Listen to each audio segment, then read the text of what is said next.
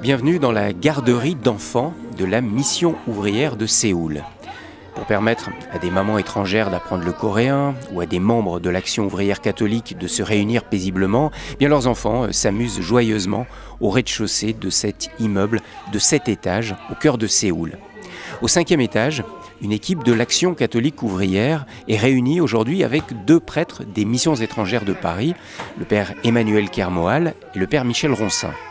Autour d'une table, Victoria, qui est ouvrière dans une entreprise textile, Graciano, peintre en bâtiment, Rubico, qui fabrique des chaussures dans une petite usine. En tout, une dizaine de ces ouvriers qui n'appartiennent pas au chaebol, ces grands et puissants conglomérats coréens, mais des ouvriers qui travaillent dans de petites entreprises et dont la vie, vous allez le voir, est loin d'être facile. 서순희 빅토리아이고요. 하는 일은 옷을 만드는 그 봉제 공장에서 티셔츠, 블라우스, 스커트 그런 거 위주로 만들고. Je m'appelle Sosumi Victoria. Je travaille dans une entreprise qui fabrique des vêtements, des jupes, des corsages. 한 30년 정도 되었거든요. 30년 동안 일하면서 여러 가지 힘든 점도 많았지만 그 Toute la production est pour l'exportation vers le Japon. 아침에 출근 9시에 출근해가지고 Ça fait 30 ans que je fais ce métier. 7시에 퇴근을 하고요. 점심시간은 1시간인데 그 1시간도 한 50분 정도. Je travaille de 9h du matin à 19h. Officiellement, nous avons 1 heure de pause pour le déjeuner, mais en fait, nous n'avons que 50 minutes. Vous avez combien de jours de congés par an? 휴가는 우리가 1년에 이렇게 정해진 건 딱은 없는데 여름 휴가 한 4일 정도 있고요. 그리고 이제 우리나라에서 설날. Nous avons 4 jours pendant l'été et puis pour les grandes fêtes, le nouvel an lunaire et la fête des moissons, nous avons 3 ou 4 jours. 그리고 다른 휴가는 없고 노는 날은 빨간 날은 그러니까 공휴일이라고 하는 건 안 놀고. Mais ce ne sont jamais des congés payés. Et sinon, je n'ai que le dimanche pour me reposer. Victoria, ça fait maintenant 30 ans que vous travaillez dans cette entreprise de fabrication de vêtements. Est-ce que votre condition de vie s'est améliorée? 30년 동안 일하면서 노동 조건이 바뀐 거는 그 전에 제가 어렸을 때 일할 때는 우리가 그런 그 노동 위주의 그런 산업이 많았잖아요. 그래서 Les conditions de travail se sont un petit peu améliorées. 봉제 공장이 많았기 때문에 그때는 저 어렸을 때 일할 때는 막 밤에 야근을 엄청 많이 했어요. 야근을 많이 하고 철야도 밤새서 일하는 거 그런 철야도 많이 하고 막 그랬거든요. Quand j'ai commencé il y a 30 ans, nous avions aussi régulièrement du travail jusque tard dans la nuit. Maintenant, ça n'existe plus. 퇴근도 8시에 했었는데 지금은 퇴근도 7시에 하고 조건은 많이. Autrefois, on devait travailler minimum jusqu'à 20h. Maintenant, c'est 19h. 주님의 뜻에 맞는 가톨릭 노동 장년회가 되도록 이끌어 주소서. 내적으로는 회원들 서로 간에 넘치는 형제로. 저는 천우헌 루비스입니다. 그리고 Je m'appelle Chang Rubico, j'ai 55 ans. Je travaille dans une petite entreprise qui fabrique des chaussures de femmes. 저희는 그 노동 시간이 아주 옛날에는 저희들이 아까 봉제랑 거의 빅토리아시 거의 조건이 거의 비슷한 것 같습니다. 저희가.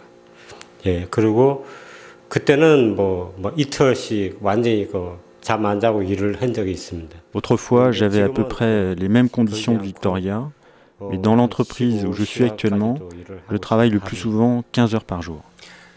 Rubico, vous avez 55 ans. Vous pensez peut-être à la retraite. Comment est-ce que ça se passe ici en Corée? Est-ce que vous cotisez pour la retraite? Est-ce que votre entreprise cotise pour la retraite? 저희는 퇴직이란 나이가 정해져 있지 않습니다. 그리고 회사에서 보장되는 건 없고요. Dans mon entreprise, il n'y a pas de système de retraite. 능력이 되면은 지금 하는 거 직업 Ça veut dire que lorsque j'arriverai à l'âge de la retraite, la seule chose que je pourrais faire, c'est d'envisager de travailler dans une autre petite entreprise où je gagnerai certainement encore moins d'argent. 저희에게는 큰 발전의 도약대가 되도록 축복해 주소서. 우리 주 예수 그리스도를 통하여 비나이다. 아멘. Victoria, qu'est-ce que l'ACO vous a fait découvrir? Qu'est-ce que le fait de venir ici, dans cette maison des travailleurs, vous a apporté?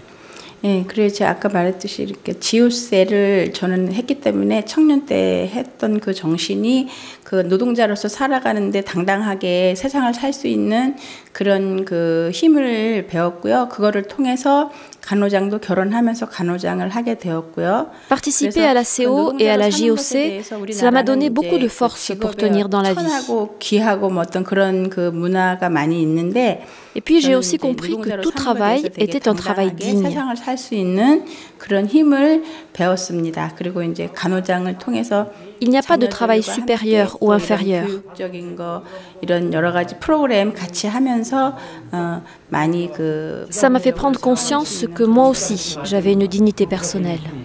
노조 있는 공제 회사 있어요?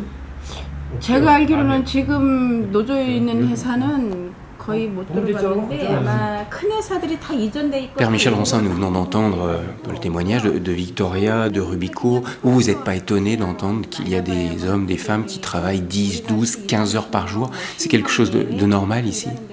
15 heures de travail, c'est quand même assez exceptionnel.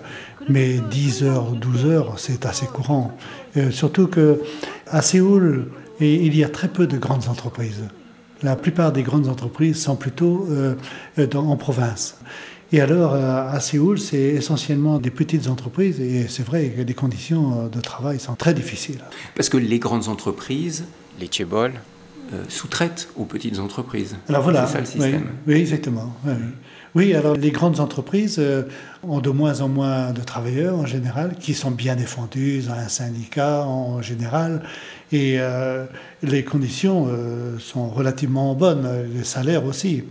Mais par contre, ceux qui travaillent dans la sous-traitance, eh bien, parfois c'est sous-traitance de sous-traitance, et plus on est au bas de l'échelle, et plus les conditions sont difficiles, et moins les salaires sont élevés. C'est clair. Vous êtes ici depuis une quarantaine d'années, donc vous avez suivi toute l'évolution du milieu ouvrier. Vous voyez des progrès, vous voyez des changements dans la société coréenne? Alors il y a d'énormes progrès, effectivement, pour les grandes entreprises. Et je dirais aussi une bonne partie des moyennes entreprises. Mais pour les petites entreprises, vraiment, les conditions restent très difficiles. Les petites entreprises représentent une grande quantité du monde ouvrier? En fait, les petites entreprises, au point de vue salarié, représentent presque la moitié du pays.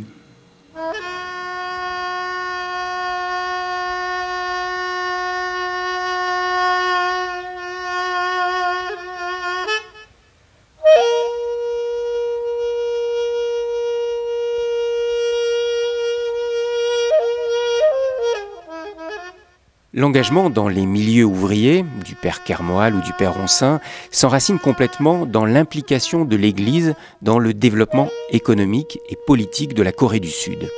La figure la plus marquante fut bien sûr le cardinal Kim, archevêque de Séoul de 1968 à 1998. Il s'engagea sur tous les problèmes sociaux et sur la démocratisation de son pays. Monseigneur René Dupont, en Corée depuis 1954, évêque émérite d'Andong, fut également de tous ces combats pour la justice et la démocratisation. Je lui ai demandé pourquoi l'Église catholique avait toujours été autant engagée socialement et politiquement en Corée du Sud. Il s'est trouvé qu'un certain nombre de laïcs, politiciens, chrétiens, ont eu une influence considérable sur la Corée. Je pense à un monsieur qu'on appelle monsieur Changmyeon.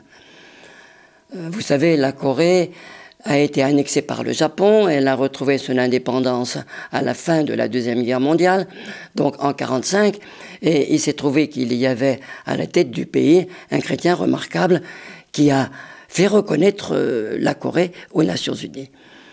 Bon, ça a marqué le pays, ça. Et puis, vous disiez à l'instant que le cardinal Kim avait marqué la Corée. Mais c'est vrai, si vous saviez. Il y a eu enquête sur enquête tout le temps qu'il était vivant. Et pendant plus de 10 ans, toutes les enquêtes disaient que le cardinal Kim était l'homme le plus influent en Corée. Vous imaginez ça? Et vous-même, vous avez failli être expulsé aussi de la Corée pour vos engagements. Oui, moi aussi, dans la mouvance du cardinal Kim. Mais enfin, bon, je ne suis pas à la hauteur du cardinal Kim. Et puis, il y a aussi que la fin de la Deuxième Guerre mondiale a amené la division en deux Corées. Elles se sont battues à mort. Alors, la Corée du Sud a dû repartir à zéro. Eh bien, l'Église a joué un rôle considérable de ferment dans cette construction d'une nouvelle société. Alors, dans quoi? Eh bien, d'abord dans les secours d'urgence, et puis dans l'éducation. Dieu sait combien on a fait d'écoles. Et puis dans les soins médicaux, on a fait des tas de petits dispensaires, des tas d'hôpitaux. Et puis dans le soin des victimes de la guerre. Alors l'Église de Corée a toujours été imbriquée dans le développement de la Corée. Alors, c'est assez curieux que le développement économique de la Corée ait été de pair avec le développement de l'Église de Corée.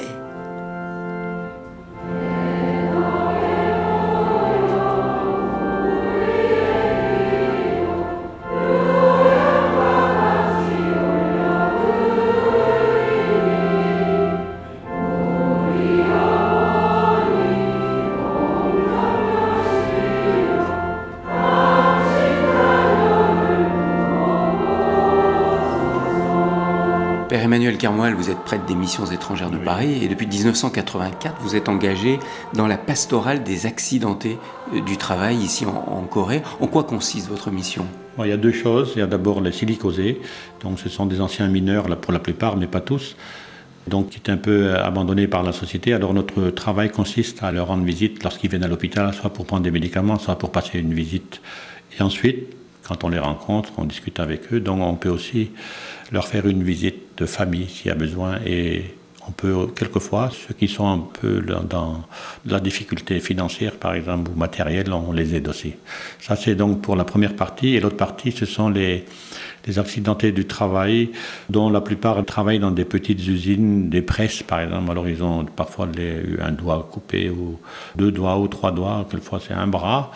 Et il y a aussi parmi eux des gens qui travaillent sur les chantiers et qui tombent des échafaudages, alors donc ils sont immobilisés.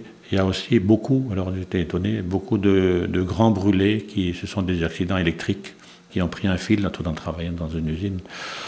Alors pourquoi on va les voir? Parce que surtout les accidentés du travail, on les accompagne parce que lorsqu'on devient infirme, tout d'un coup on a des doigts qui manquent, on a un bras qui manque, on est là allongé pour plusieurs années parce qu'on est brûlé. Et bien psychologiquement c'est très difficile à vivre pour eux. Certains, ils ont des problèmes de famille, parfois les femmes les quittent, les enfants les quittent, ils se trouvent seuls, absolument seuls à l'hôpital. Et donc notre travail consiste à les voir, à les revoir, à les accompagner. On a créé une équipe aussi d'anciens accidentés, et donc ils se réunissent une fois par mois, et ce sont eux qui nous accompagnent dans nos visites.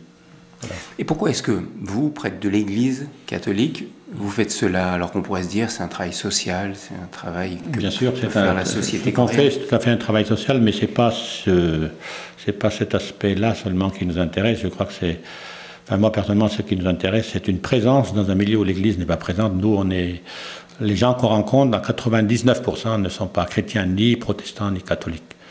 Il y a quelques bouddhistes où beaucoup sont sans religion. Donc pour moi, c'est plutôt, plus que faire du social, c'est une présence d'église dans un milieu où l'église n'est pas présente habituellement. C'est ça. Donc c'est pas ce qu'on fait qui compte tellement. Pour moi, c'est une présence, c'est un accompagnement de gens qui essaient de se mettre debout, et c'est un travail missionnaire pour moi. Ça. Même si je ne fais pas de baptême là-dedans, ni ne donne pas des sacrements, je ne célèbre pas de messe comme un prêtre doit le faire. Pas là en tout cas, mais c'est tout à fait un travail missionnaire et qui est dans la ligne de Jésus de Nazareth, qui a vécu à Nazareth pendant 30 ans sans faire des choses, en étant avec les gens. Et je pense que c'est ça, c'est un travail missionnaire pour moi. Mais vous faites ça pour les convertir? Non, parce que si j'avais voulu les convertir, ils nous auraient renvoyés depuis longtemps. Je pense que la conversion, pour moi, toi qui suis missionnaire, la conversion, le missionnaire n'est pas là pour convertir, il est là pour témoigner de l'Évangile. Parce que la conversion, c'est quelque chose qui se passe dans le cœur de chacun avec l'Esprit Saint. Et nous, on n'a pas à convertir les gens, mais on a à annoncer l'Évangile aux gens, ce qui est différent.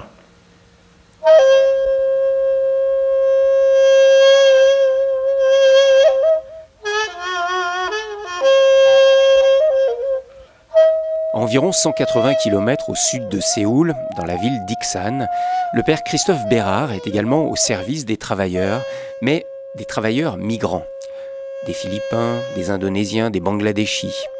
À 46 ans, ce prêtre du diocèse de Saint-Étienne est associé aux missions étrangères de Paris et il vit en Corée depuis 2004.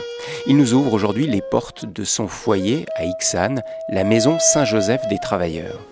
Voilà, ben là tu vois c'est la salle où on accueille les ouvriers le dimanche et donc ici on met la pharmacie, les docteurs font leur service médical ici. Voilà, ici on a les médicaments en réserve. Donc là c'est le lieu pour la visite médicale. Voilà, donc le dimanche pour et les, on a même une machine qui a été donnée, on peut vérifier la pression des patients. Voilà, on utilise ça et puis donc si ça va pas, si on peut pas soigner ici, on prend rendez-vous à l'hôpital. Là c'est le bureau avec Cyrilo qui travaille. Ici la petite cuisine, on peut cuisiner.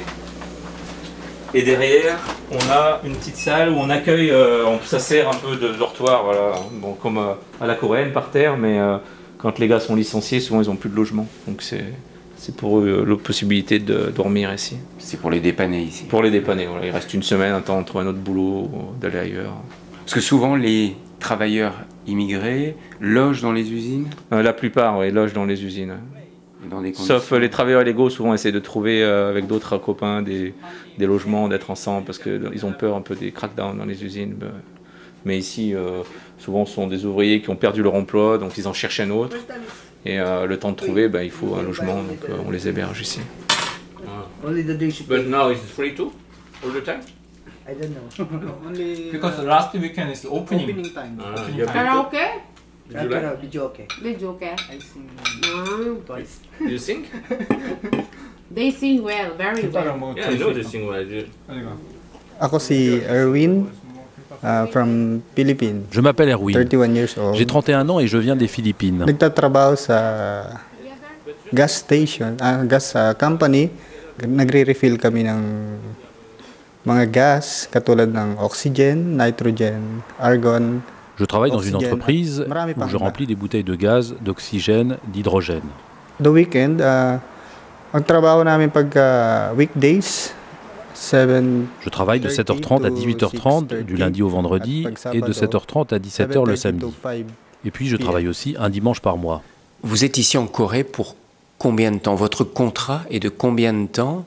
Et vous pouvez retourner dans votre pays combien de fois durant ce laps de temps?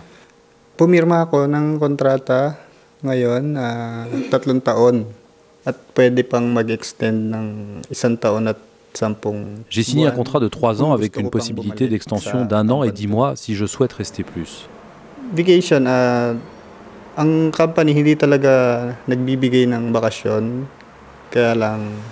En ce qui concerne les vacances, il n'y en a pas dans notre entreprise. Gusto talaga naming magbakasyon kahit mahigsing panahon lang para lang makita yung mga. Si la compagnie nous le permet, pendant nos 3 ans, nous pouvons partir une fois 2 semaines pour rendre visite à notre famille. Est-ce que vous êtes marié? Est-ce que vous avez des enfants? Kinasal na ako nung unang punta ko dito sa Korea at nang. Lors de mon premier contrat, j'étais célibataire. Puis je suis retourné aux Philippines me marier. Puis je suis revenu ici et j'ai maintenant une petite fille de 3 ans. Est-ce que c'est pas trop difficile pour vous d'être loin de votre famille comme ça pendant 3 ans? Si, c'est très difficile. Vous imaginez rester 3 ans sans voir sa famille? C'est pour ça que l'on essaie de demander à notre entreprise de nous laisser partir une fois 2 semaines. Et pourquoi est-ce que vous faites le choix de venir travailler ici? Kaya ako nasabi na matutupad ang mga pangarap ko nung nagpunta ako dito dahil nga ang sahod dito kung ikukumpara mo sa Pinas. Venir ici en Corée, c'est vraiment un rêve qui devient réalité. Parce que notre salaire est 4 fois supérieur à ce que l'on touche aux Philippines. Sa laki ng sahod na yun, pagkalipas ng 3 taon, meron na akong sariling bahay. Then kung mag-extend pa ako ng ilang taon pa, mapaghahandaan ko yung future. Alors en travaillant ici, je peux construire une maison aux Philippines et préparer le futur de ma famille.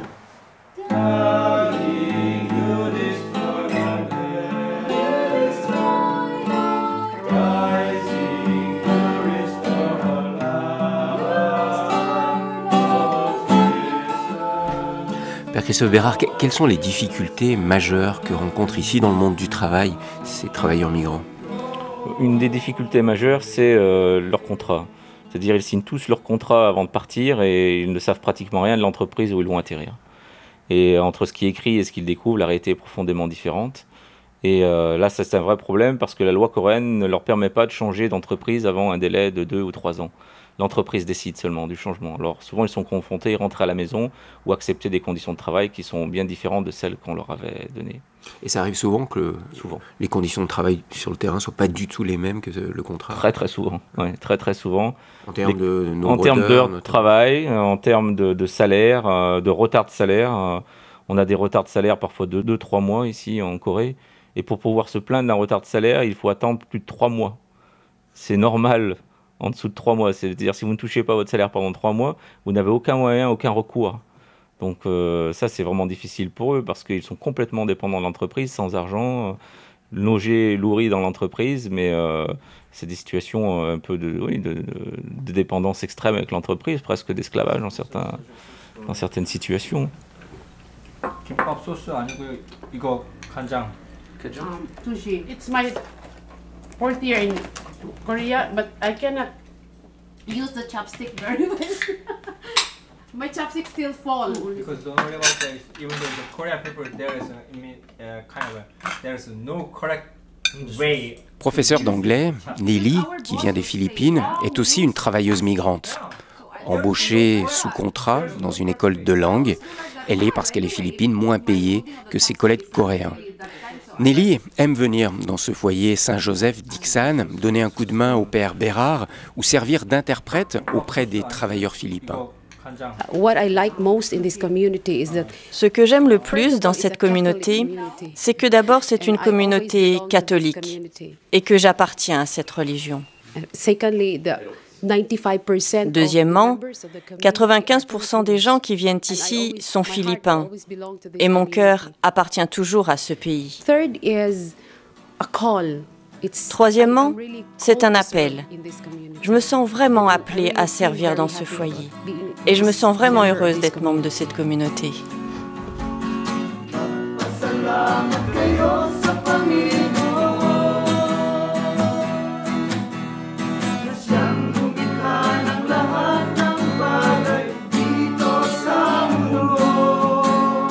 Père Christophe Bérard, quelles sont les activités que vous proposez aux travailleurs migrants ici dans ce foyer que vous animez?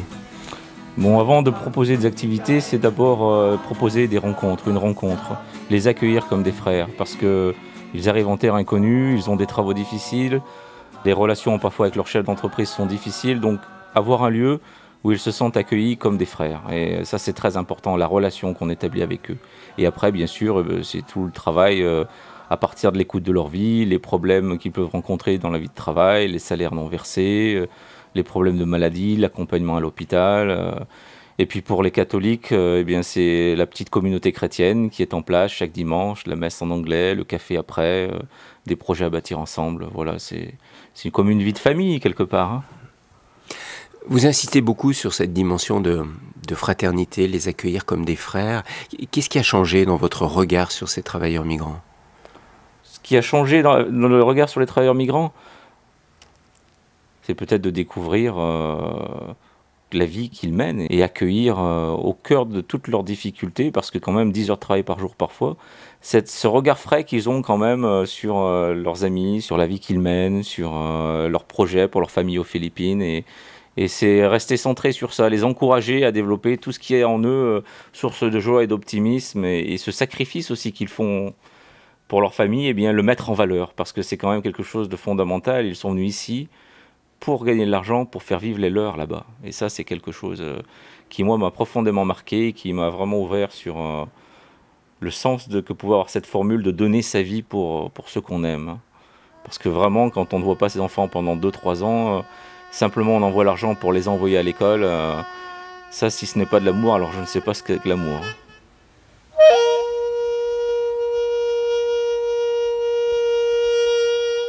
Eh bien, c'est ainsi que s'achève cette série de contre-courants en Corée du Sud. Merci à tous ceux qui m'ont si gentiment accueilli et fait aimer ce pays. Un merci tout particulier au père Michel Roncin et au père Aymeric de Salvert des Missions étrangères de Paris qui ont rendu possible ces reportages. Et enfin, merci à Philippe Faure qui en a assuré la réalisation technique.